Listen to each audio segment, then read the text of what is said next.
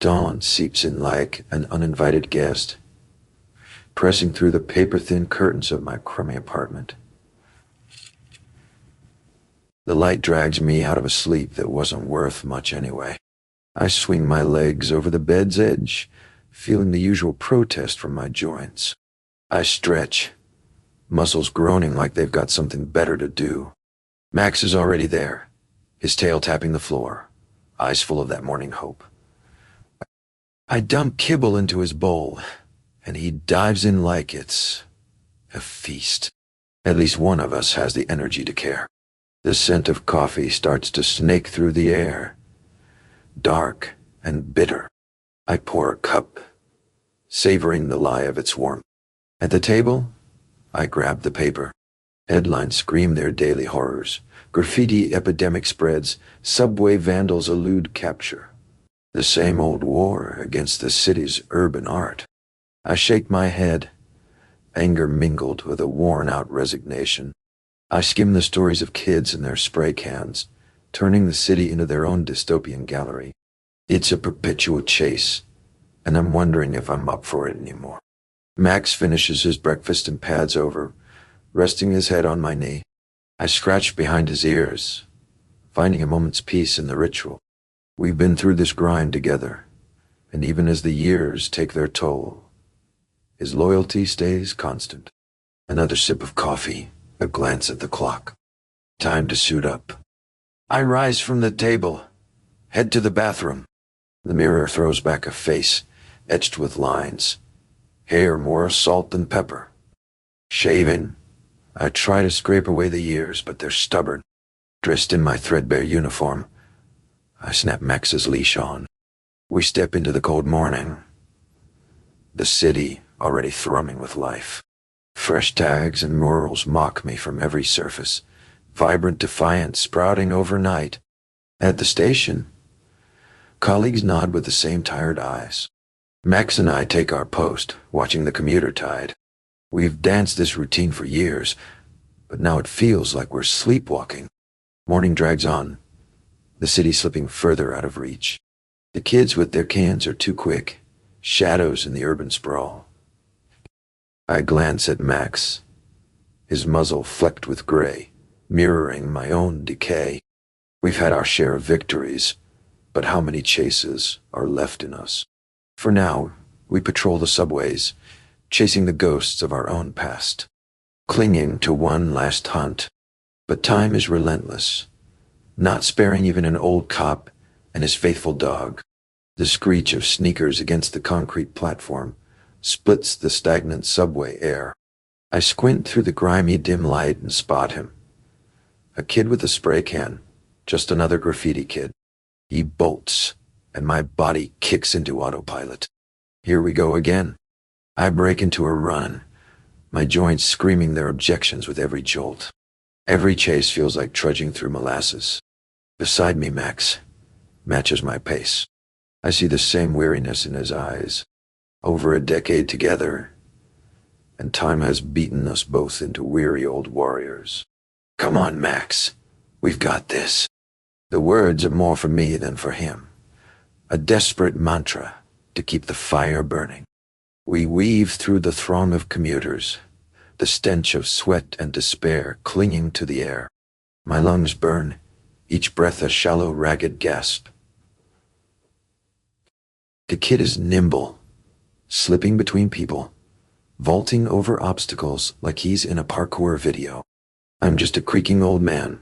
My past indulgences, cigarettes, fast food, and bad decisions, catching up with me in every painful step. I push harder, legs screaming, heart pounding like a drum in a death march. The kid rounds a corner, and I nearly stumble, my feet barely keeping up. Max is right there, his powerful leaps now reduced to laborious hops. We both feel it, the weight of years, the echoes of our prime chasing us like a relentless shadow. We burst onto an open platform. Kid is gone, swallowed by the sea of faces. I stop, hands on my knees, gasping for air like a fish out of water. Sweat pours down my face, heart hammering against my ribcage. Max collapses beside me, panting, his tongue lolling out like a tired banner. Damn it, I mutter. More to the universe than to anyone in particular. Another one slips away. I look at Max, his eyes meeting mine, tired and loyal. We're getting too old for this, buddy, I say, ruffling his ears. His tail gives a weak wag. We make our way back to the station, each step heavy with the weight of reflection. The city is evolving, moving at a pace I can't match. The young officers have the speed, the energy, the untainted optimism I lost somewhere along the way. Maybe it's time to step aside, let them take the reins. Maybe it's time for Max and me to find peace in quiet retirement. We reach the station, and I pat Max on the head. We'll catch the next one, boy, I say, the words a hollow comfort. The familiar pangs of hunger gnaw at my stomach, signaling it's time for a break. Max and I head to the nearby donut shop, our little haven amidst the chaos of the city. The bell above the door jingles as we walk in, the warm scent of freshly baked pastries wrapping around us like a comforting embrace. Morning, Officer Ted. Joe, the shopkeeper, calls out from behind the counter. Joe's been running this place longer than I've been on the force, his cheerful demeanor a rare constant in a city that never stops changing. Morning, Joe, I reply, giving him a weary smile. The usual, please. Joe chuckles, already reaching for my favorite, a classic glazed donut. You know, you really should try something new one of these days. I laugh, though it's more of a reflex than genuine amusement. Maybe one day, Joe, but not today. I take a seat by the window, Max settling at my feet with a contented sigh. As I bite into the donut, a familiar twinge of guilt surfaces. I know I should be eating better, especially given how out of shape I've become. But the sweetness is a small comfort, a brief escape from the relentless grind. We'll get back to the gym, buddy, I say, more to myself than to Max. He looks up at me with those trusting eyes. Next week for sure. We'll start fresh. Across the street, I spot my old friend Tom walking his dog. Tom retired a few years ago, trading in his badge for a quieter life.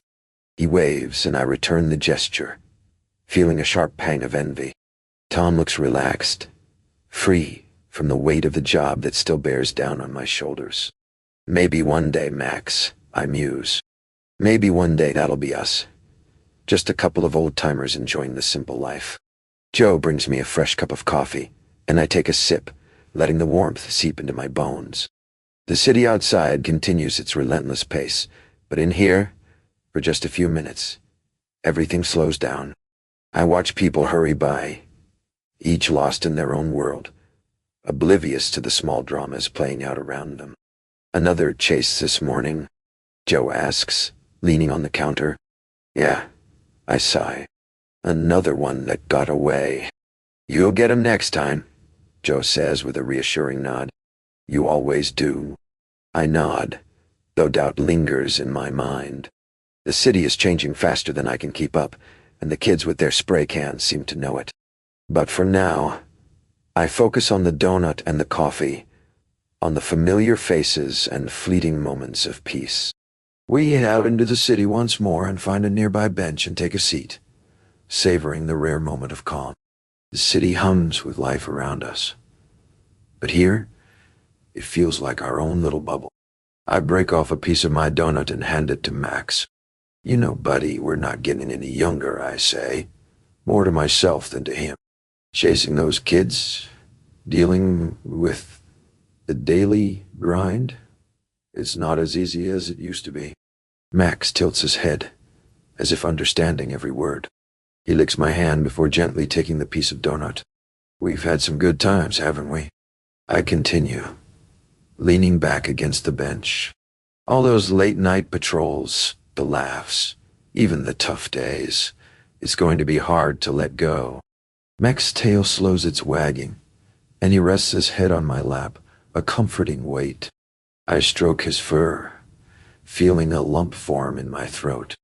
This job, with all its ups and downs, has been a huge part of our lives. It's shaped us, given us purpose. You'll miss it too, won't you? I ask, my voice barely above a whisper.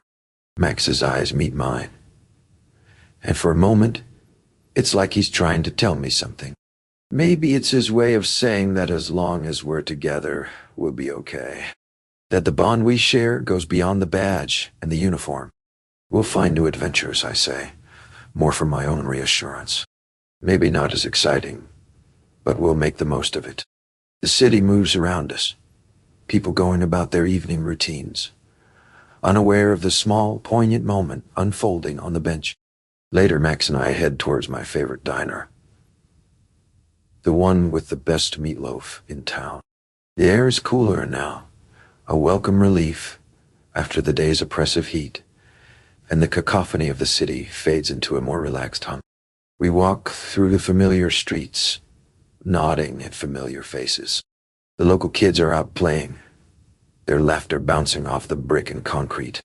Jake, a scrappy kid with a backwards baseball cap, skids to a stop in front of me, grinning from ear to ear. "Officer Ted," he shouts, panting. "Hey, did you hear? I told my friends about that time you saved those kids from the runaway car. They think it's the coolest story ever." I chuckle, ruffling Jake's hair. "Is that so? Well, I'm glad someone remembers." Jake's eyes widen with excitement. "Yeah, my friend Timmy didn't believe me at first. He said I was making it up." I laugh. A genuine sound this time. "Did he now?" Well, sometimes the truth is stranger than fiction. Jake's friends gather around, eyes wide with curiosity. A little girl with pigtails looks up at me. "Is it true you can run faster than a speeding bullet?" I grin.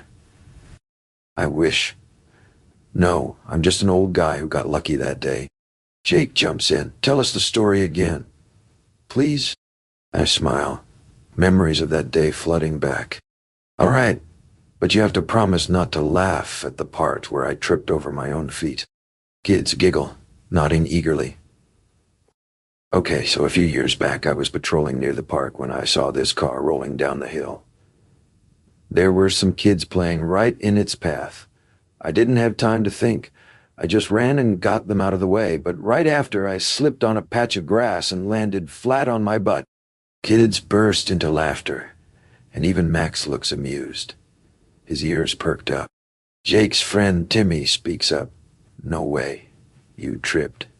That makes it even cooler." I shake my head, chuckling. "Glad you think so. My pride took a hit that day." As we near the diner, I wave goodbye to the kids and step inside, the doorbell chiming softly. The familiar scent of comfort food envelops us, and Max's nose twitches with interest. "Evening," says Maria, the waitress, with a warm smile. "Evening, Maria," I reply, settling into a booth. Max lies down beside me, his tail wagging slightly. While I wait for my meal, I gaze out the window at the bustling street. The city is alive with a different energy now, more subdued, but still vibrant. The streetlights flicker on, casting a gentle glow over the sidewalks.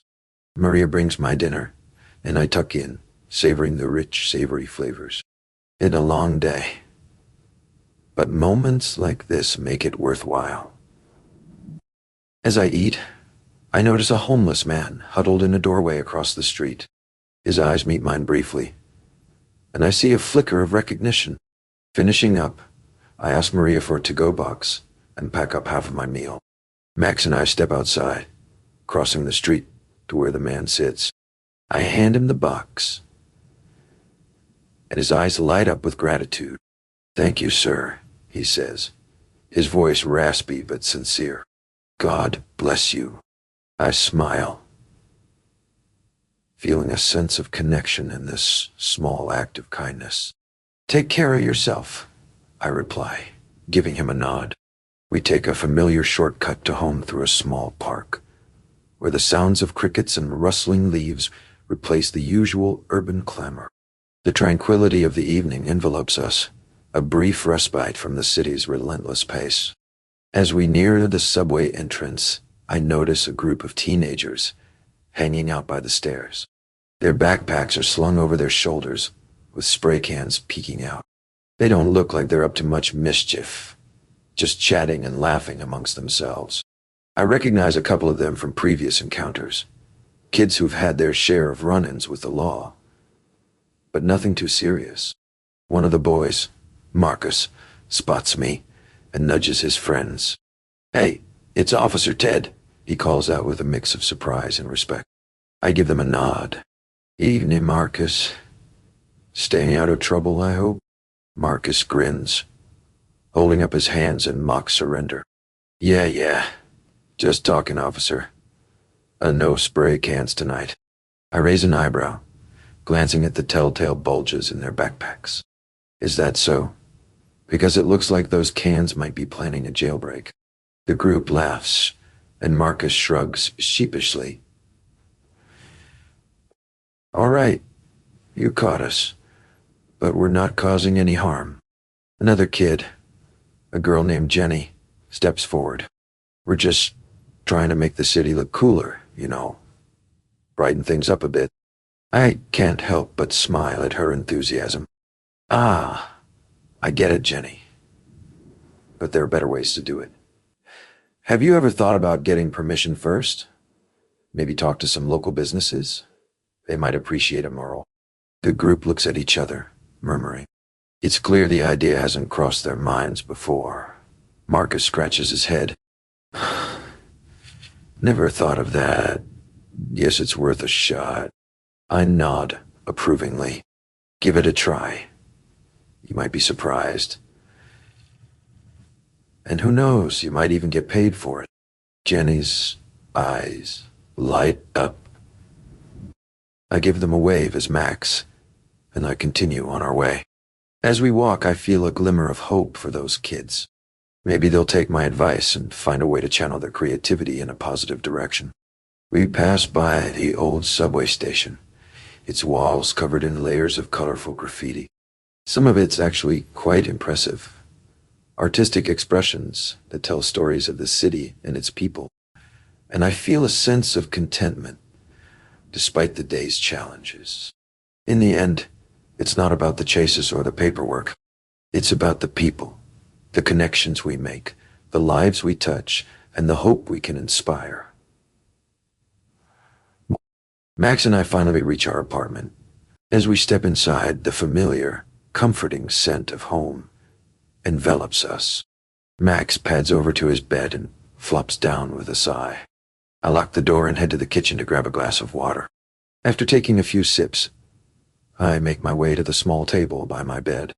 There, framed in a simple silver frame, is a photo of my wife, Sarah. She's smiling, her eyes twinkling with the warmth and kindness that drew me to her so many years ago. I sit on the edge of the bed, holding the frame gently. A soft ache settles in my chest, a mixture of longing and fond remembrance.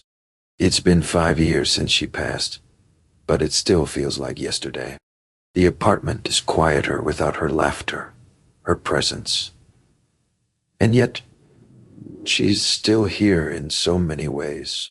"Hey, Sarah," I whisper, tracing the outline of her face with my thumb. "Had one of those days again. You'd have laughed at the kids trying to play cool with their spray cans. And Max, he's still keeping me on my toes." A smile tugs at my lips, and for a moment, I can almost hear her voice, teasing and reassuring all at once. She had a way of making even the toughest days seem bearable. I take a deep breath, setting the frame back in its place. "I miss you," I murmur. "Every single day." Max looks up from his bed, his eyes filled with understanding.